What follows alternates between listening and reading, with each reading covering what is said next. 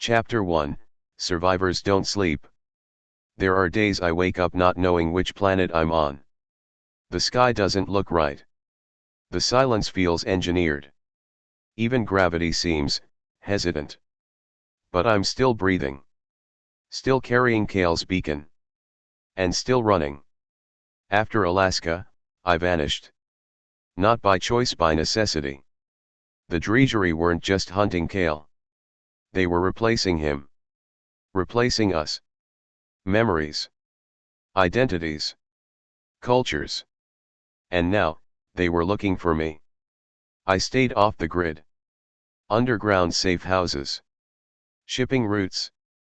Abandoned facilities buried beneath fake geological sites. Every step I took, I felt Kael behind me, his voice echoing from the crystal. Find the next. They must remember. The question was who, and where. The answer came unexpectedly. I was hiding in an old Cold War radar dome in northern Mongolia when I picked up the signal. Not from Earth. Not from Echo Point. But from beneath. A deep frequency pulse. Slow. Intentional.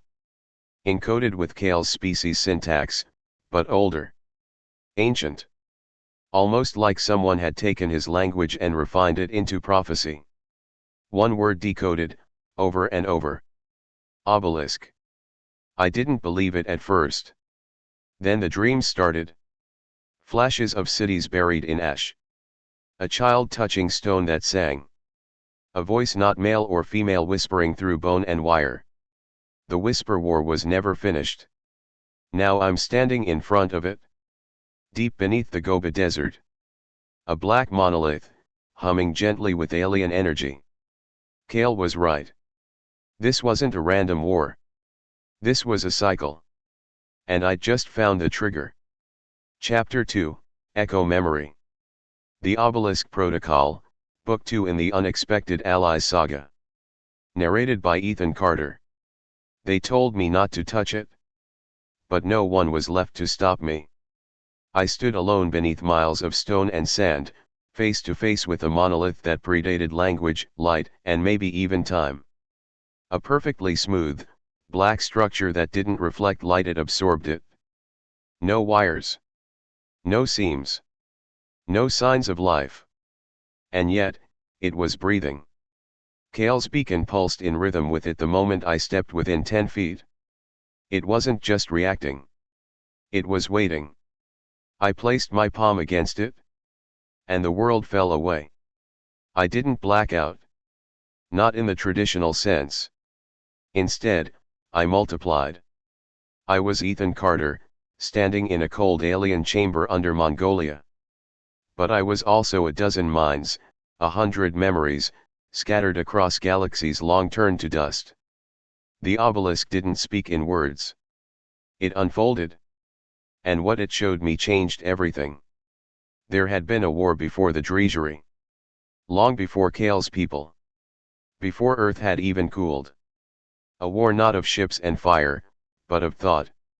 Two ancient civilizations. One built from light, living in shared memory across 1,000 suns. The other, shadows. No bodies. No language. Just hunger. The whispers. The obelisk was not a weapon. It was a refugee. A fragment of the light race's final archive, launched across the stars as their world collapsed into thoughtless silence. They called it the first fall.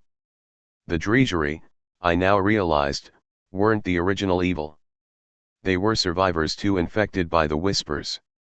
Used. Bent. Repurposed. The same fate Kael had feared for Earth. I fell to my knees. The memories weren't just stories, they were rewriting me. I could feel it. My thoughts slowed. My perception sharpened. I could see sounds, taste color, remember things I'd never lived. And in the center of it all, a choice. The obelisk asked not with words, but feeling. Will you carry us? Will you become memory? I could have said no. I wanted to say no. But the face I saw, Kael's, burned into my heart, flashed again. I stood, hands still pressed to the surface, and whispered. Yes. The obelisk answered with a whisper of its own. Then you will be more than witness. You will be, anchor. When I woke, I was back in the real world. Sweating. Trembling. Alive. But different. Because now, I didn't just remember Kael's message. I remembered the first war. And I knew the whispers weren't done. They were inside the treasury. And they were already on Earth. Chapter 3, The Whisper War. The Obelisk Protocol, Book 2 in the Unexpected Allies Saga. Narrated by Ethan Carter. It started with a whisper. Not the poetic kind. Not a voice in my head. More like, a frequency. Soft. Low. Constant. Like a pressure at the back of my skull that never went away. I couldn't sleep. Couldn't eat. Every moment awake felt like balancing on the edge of a blade. But the worst part?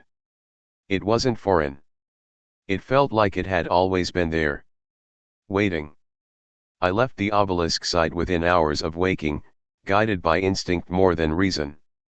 I didn't know where I was going, I just knew I couldn't stay. That monolith had left something in me. A seed. A presence. And as I drove south toward the Kazakh border, I started to see things. At first, just flashes in the mirrors. A face in the back seat. A flicker of light in the trees. Then, memories that weren't mine. I remembered holding a dying star in my hands. Not metaphorically. Literally. I remembered fleeing through light tunnels as my brothers screamed.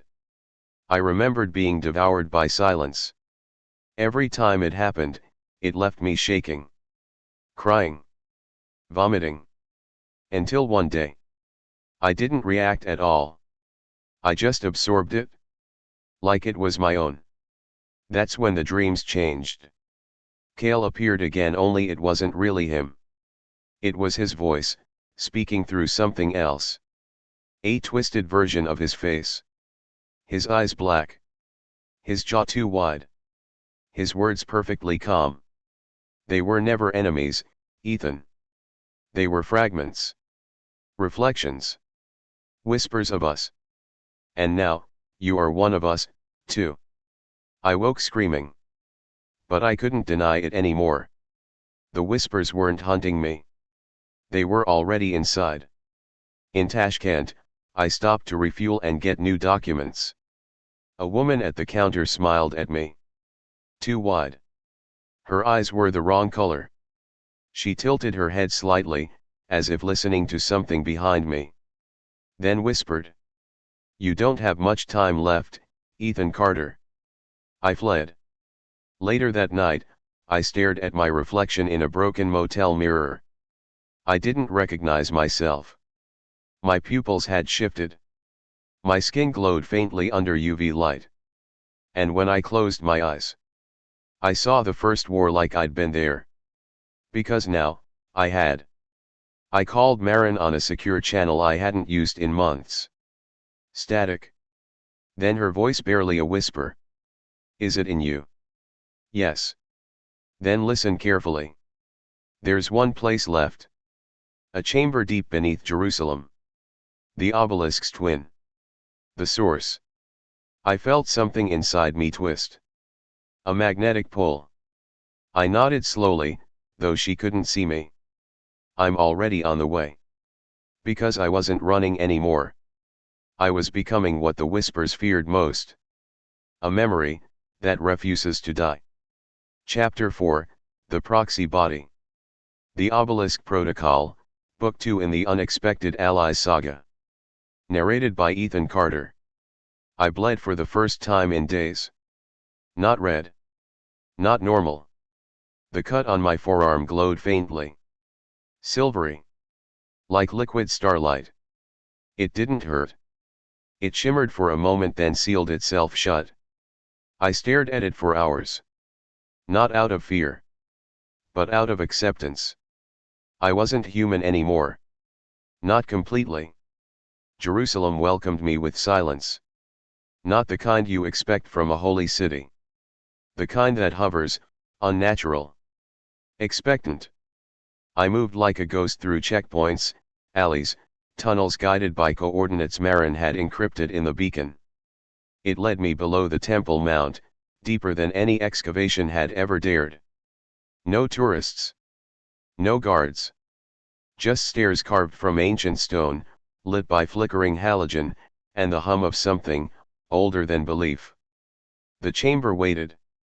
A circle of pillars, half collapsed, beneath a dome of interlocking black stone. And in the center, another obelisk. But this one wasn't sleeping.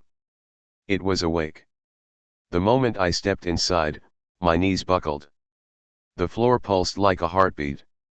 My vision blurred. The memories screamed 1,000 lives collapsing into one.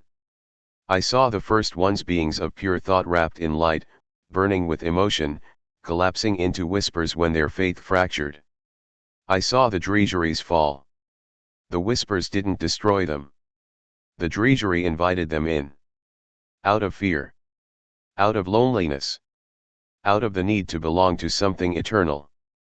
And now Earth stood at the same crossroads. Oblivion, or assimilation. The obelisk responded to my presence. It didn't speak. It entered me. Not violently. Not with malice. But like a current through water. My bones lit up. My thoughts froze.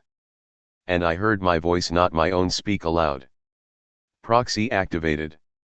I gasped, stepping back, trying to hold onto myself. Biological shell stabilized. Carrier, aligned. My skin crackled. Symbols etched themselves along my arms, glowing, shifting. The obelisk didn't need me to understand. It needed me to transmit.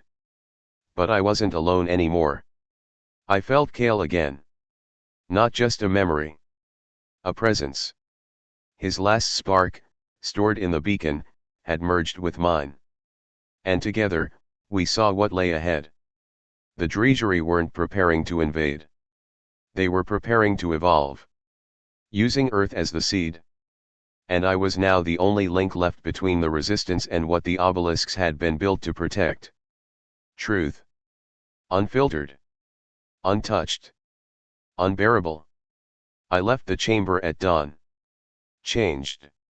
Not glowing. Not floating. Just, centered. I was no longer Ethan Carter. I was the proxy. And the final war would begin with a whisper. Chapter 5, Earth in the Crossfire. The Obelisk Protocol, Book 2 in the Unexpected Allies Saga. Narrated by Ethan Carter. The Whisper War didn't start with an explosion. It started with a glitch. Just a flicker on a world leader's live stream. Just a politician forgetting their spouse's name in the middle of a sentence. Just a sudden smile from someone who never smiled. And then, silence. Within 48 hours of my activation as proxy, 6 major governments went dark. Not offline. Not destroyed. Just, empty. Satellites still orbited. Data still flowed. Troops still moved. But the humans behind the signals, something about them was missing. It was like watching a puppet show where the puppets had forgotten they were pretending. News anchors delivered broadcasts in perfect monotone. CEOs announced major restructuring with dead smiles. Autonomous cars began rerouting commuters through zones that shouldn't exist on maps. It was happening. Not a war. An overwrite. The whispers didn't need to destroy the Earth. They just needed to speak into it long enough. My role wasn't to stop it. Not yet. My role was to reach the last known resistance cell with clearance to access the obelisk's raw data. They were hidden in a science complex beneath the Swiss Alps. Codename, Aegis Fold. They had tech. They had people. But they didn't know, they had been targeted. By the time I reached Geneva, the city was in chaos. Electric grids flickered. Skies buzzed with invisible drones, organic mechanical hybrids, not Dregery, not ours. Transcendent whispers were being broadcast through smart speakers and neural implants. People weren't dying. They were vanishing from the inside. I arrived at Aegis Fold disguised in a low-frequency cloaking suit Kael had designed before his capture. It wouldn't last long, but I didn't need long. I made it through the mountain perimeter just as Protocol Athena was going live. A global artificial intelligence firewall. Designed to detect conscious anomalies. Irony. It was whisper-coded. And the scientists activating it had no idea. I burst into the control chamber mid-countdown. Guns were raised. Alarms blared. I yelled over everything. If you activate this AI, it will overwrite your memories in under 4 seconds. Shut it down. They didn't listen. But Dr. Hessel, the neural interface lead, stared at my eyes. And she saw the symbols.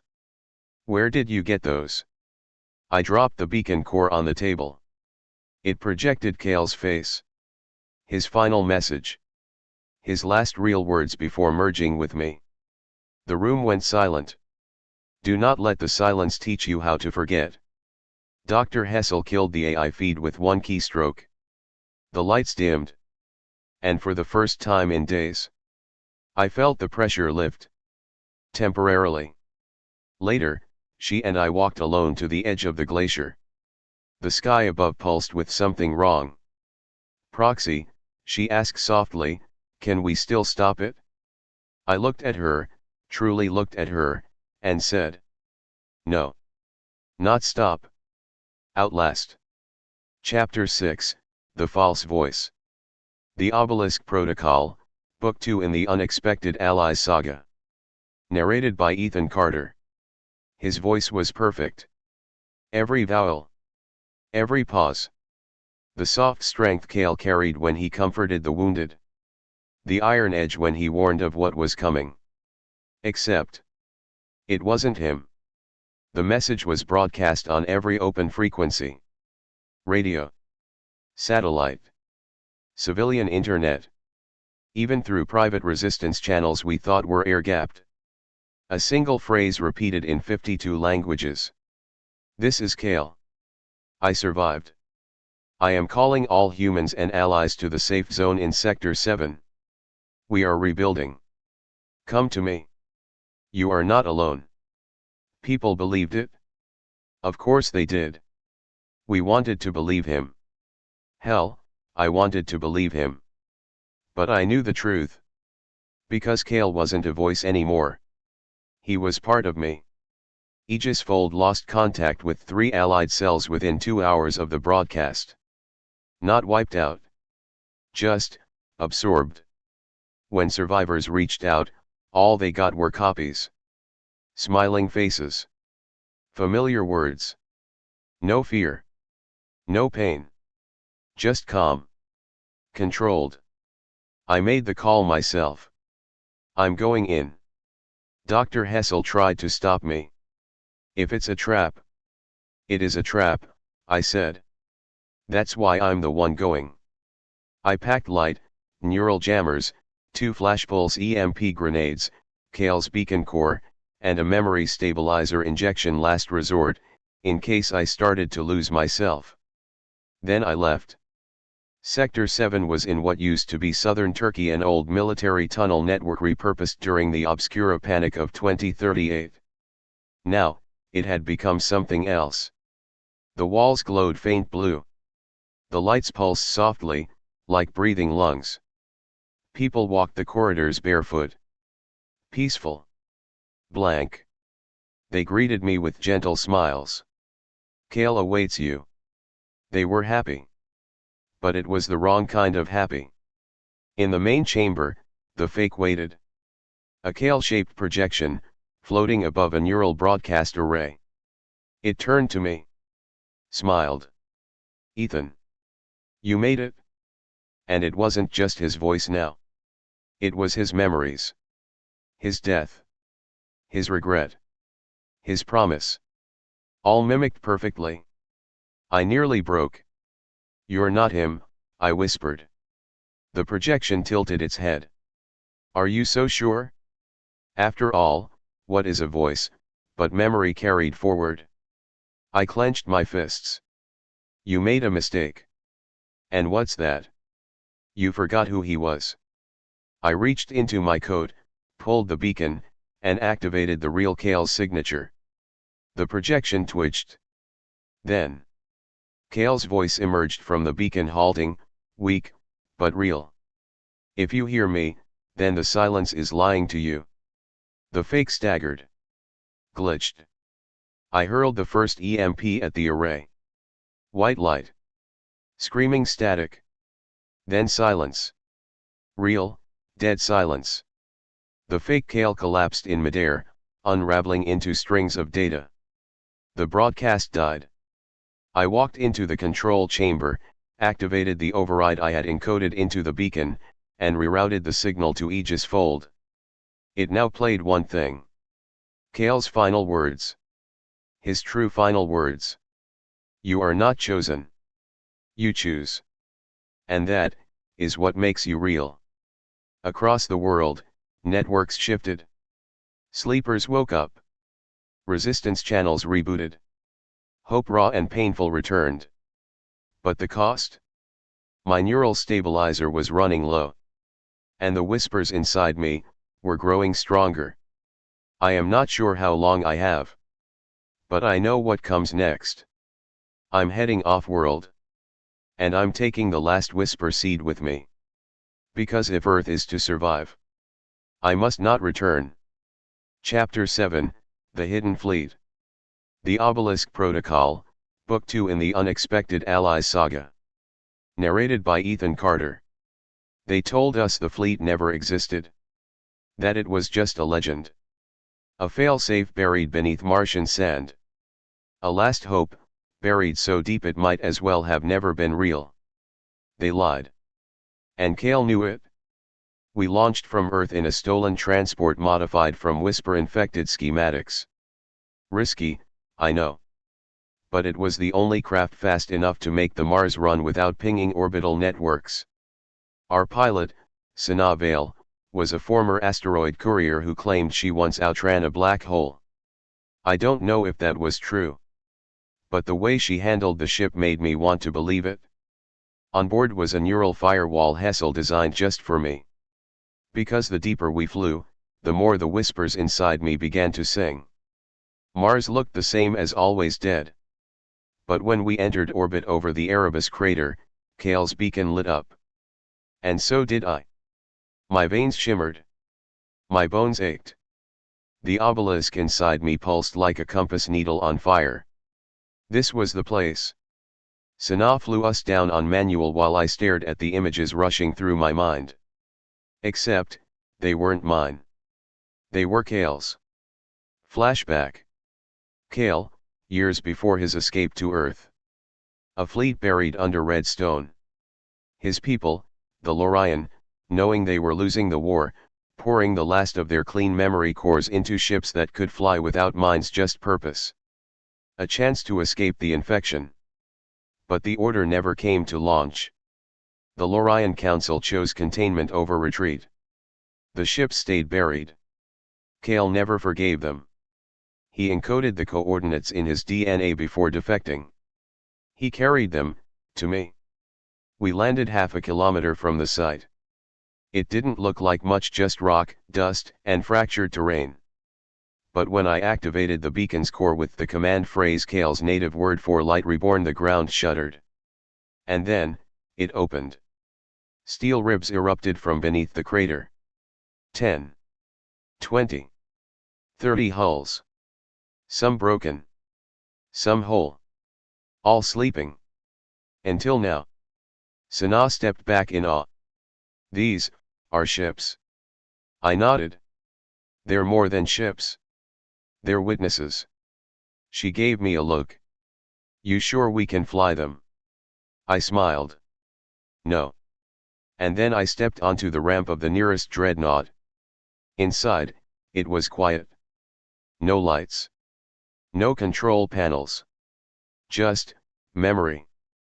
The walls were covered in crystalline lines like neural webbing, waiting for a mind to complete the circuit. And that mind, was me. I placed my hand on the core column. And the ship woke up.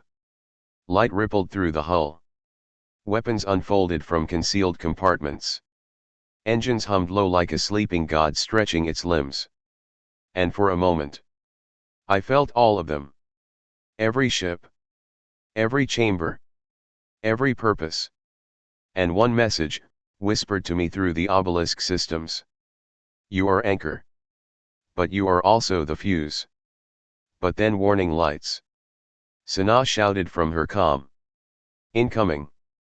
Whisper beacon just pinged us automated sweep. How long until we're exposed? 2 minutes, tops. I looked at the other hulls still buried. We wouldn't have time to wake them all. But one was ready. And that was enough. I launched alone. Left Sana to prep the others. Because the whispers weren't going to wait. And I couldn't either. Not anymore. Chapter 8, Return to the Stars. The Obelisk Protocol, Book 2 in the Unexpected Allies Saga. Narrated by Ethan Carter. Space felt different in this ship. Not cold. Not empty. Alive. The walls breathed. The control interfaces didn't require touch, they responded to thought. Every maneuver, every pulse of thrust or shield correction, it all came from my instincts. Or maybe not just mine. I'd barely cleared Mars orbit when the first Whisper vessel dropped into local space. It didn't decloak or announce itself. It just arrived. Like it had always been there. And it was shaped like a scar. A black spiral with limbs like spider legs, twisting in impossible geometries, blinking in and out of reality, each frame corrupted like a broken memory. I heard it before I saw it. Whispers. Dozens of them. Layered over each other like ghost voices on a loop. Give us the proxy. We remember your first breath. You are already ours. I didn't reply. I didn't need to. The ship moved. It knew what to do. We clashed in silence. Their tendrils extended across vacuum like roots through water, tearing at time itself. But this ship, the Lorian dreadnought, fired beams of memory-stabilized light, encoded pulses that shredded Whisper code on contact. We spiraled through gravitational ripples, dodged debris that flickered between timelines, exchanged bursts of impossible weapons that wrote thought into force. I fought like I had done it before. Because, maybe I had. But then. A voice. Not from outside. From within. Why do you fight yourself, Ethan? I froze. You are no longer a man. You are our archive. Let us rewrite you. I staggered backward from the mental interface. The ship jolted, shields weakening. Suddenly, I was in two places. Sitting in the dreadnought's cockpit, hands clenched, breathing hard. And floating in a vast, empty mental landscape, facing a perfect replica of myself, only calmer. Colder. Whisper possessed. He smiled at me. I've taken your fear. Your guilt. Your shame. You don't need them anymore. He stepped closer. I can fly the ship. I can save Earth. Let go. I remembered Kael. Not just his face but his sacrifice. His humanity. And I did what he would have done. I punched my other self in the jaw.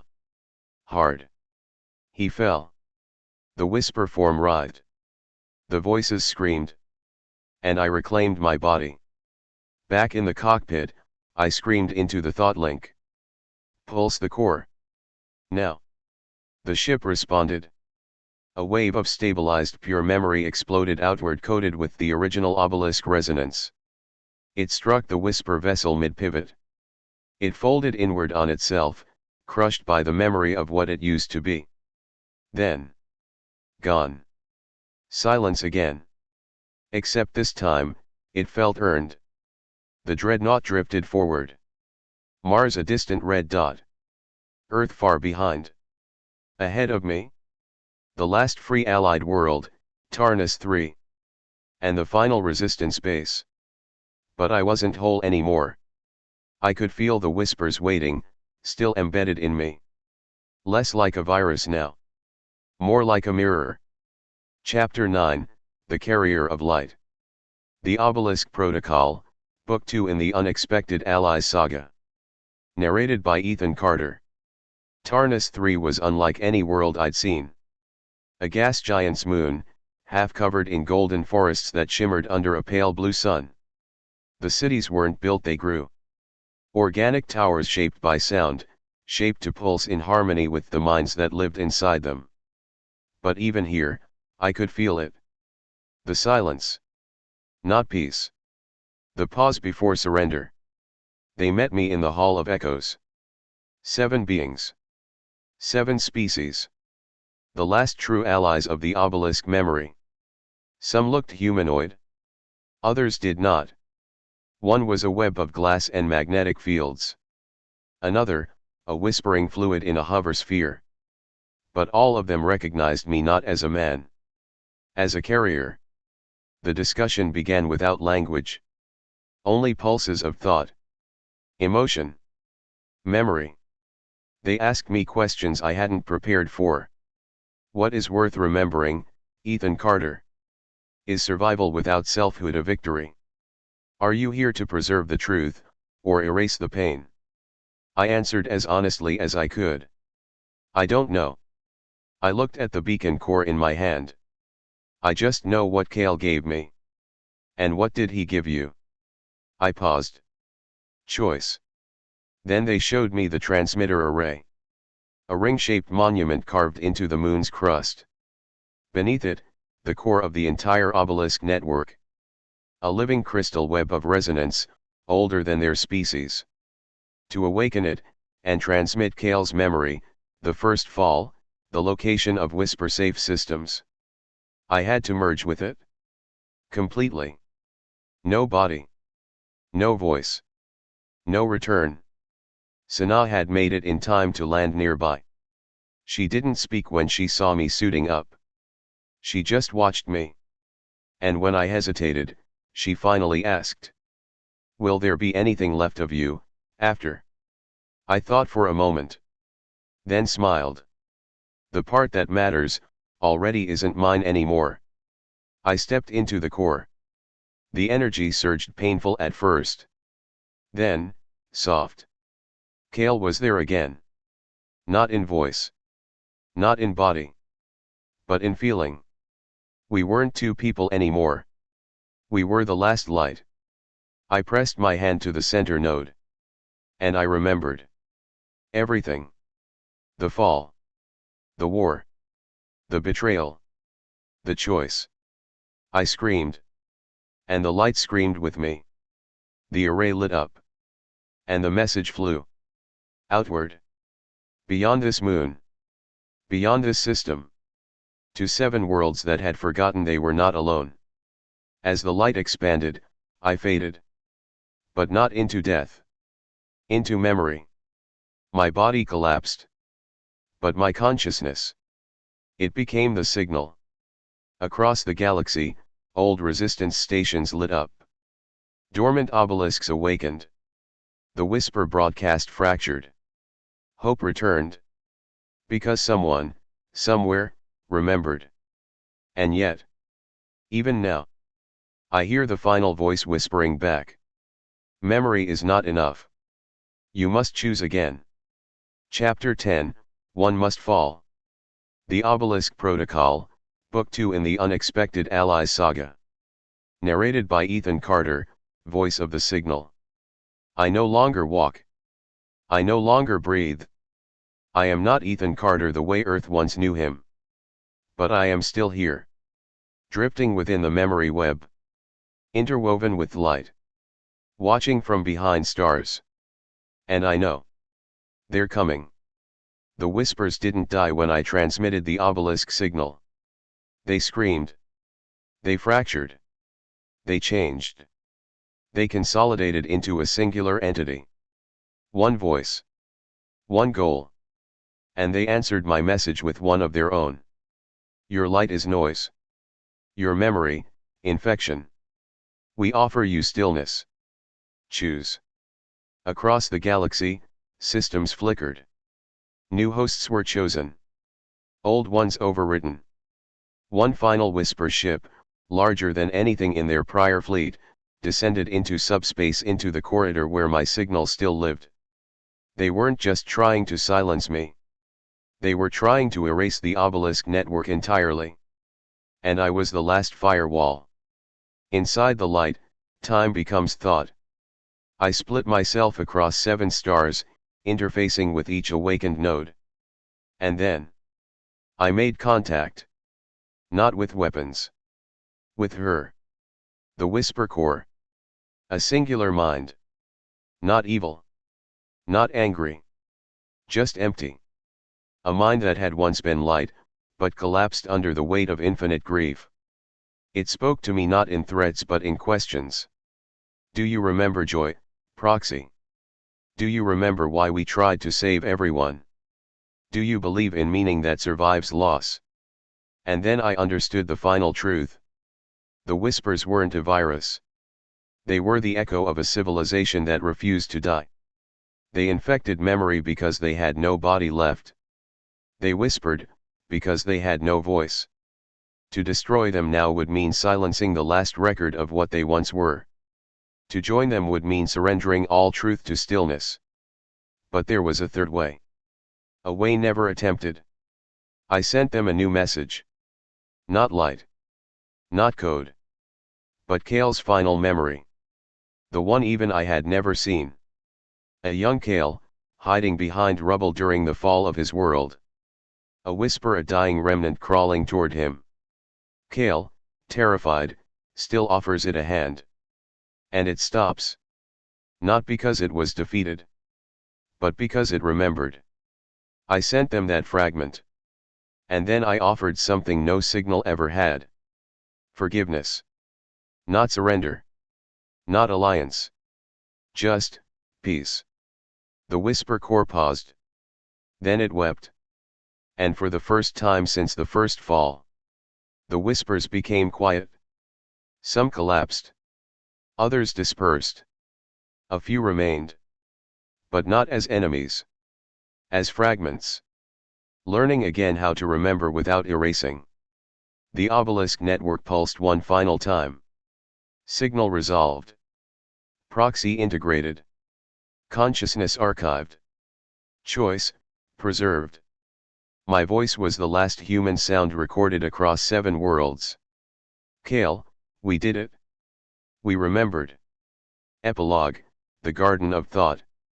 Years later, a child born on Tarnus 3 walks beneath a crystal tree, hearing the wind whisper. They ask their parent. Is it true the stars used to fight each other? The parent smiles and replies. Only because they forgot they came from the same fire. The wind hums. The obelisk flickers. And somewhere inside the garden, a memory smiles back.